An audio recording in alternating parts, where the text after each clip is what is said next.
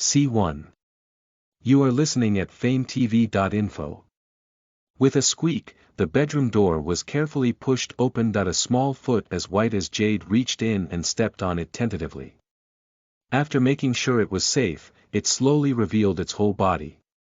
Yugua poked her head out, her big eyes glanced around, only to realize that there was no one in the room, and her small mouth pouted. What? He's not home. To think that I was on tenterhooks.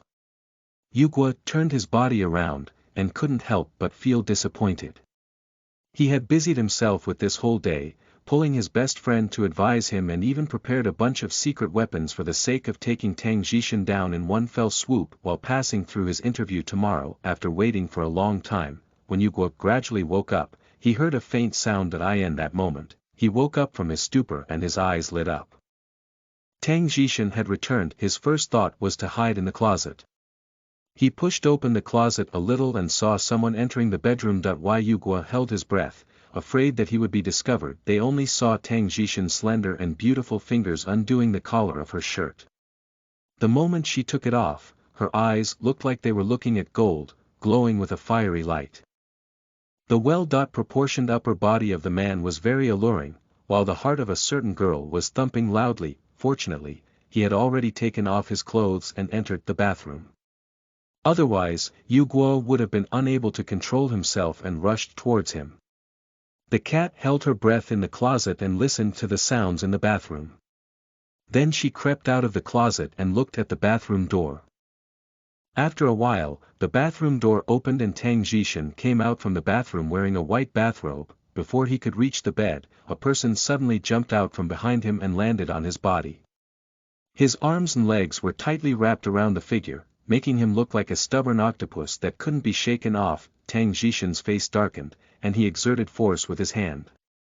All he heard was a painful cry. Pain. Let go, Tang Jishin. Hearing the familiar voice, Tang Jishin released his grip on her hand.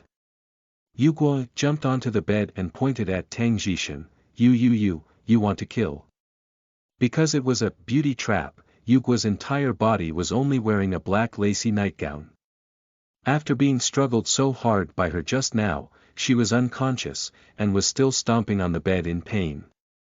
Tang Jishin's eyes were deep and serene, the initial anger had disappeared and was replaced with a strange calmness. While Yugua was intimidated by his gaze, for a moment she did not dare to be arrogant, she only stood up straight as if she was brave enough. This made Yugua's figure look even better. Her pure and innocent face made a stark contrast with her figure. Tang Jishin squinted his eyes, then shifted his gaze away. Damn it, this woman usually dressed like a primary school student, but she never expected her figure to be so good. How did you get in? What do you want to do? Speak clearly, otherwise don't blame me for tying you up in front of your father. Tang Jishin lowered his voice, looking extremely intimidating. Don't worry about how I got in, I won't sell out my aunt. The reason I'm here today, is to sleep with you. Yugua boldly and confidently made a declaration, not noticing in the slightest that her words had already sold out his beloved Aunt Tang. Tang Jishin's beautiful eyebrows knitted together, his ridiculing words not holding back at all as he ridiculed the little girl. Sleeping under me? Who gave you that confidence, this rag you're wearing?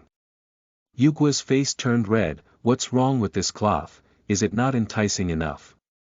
Listen to the full novel at FameTV.info, direct link in the description.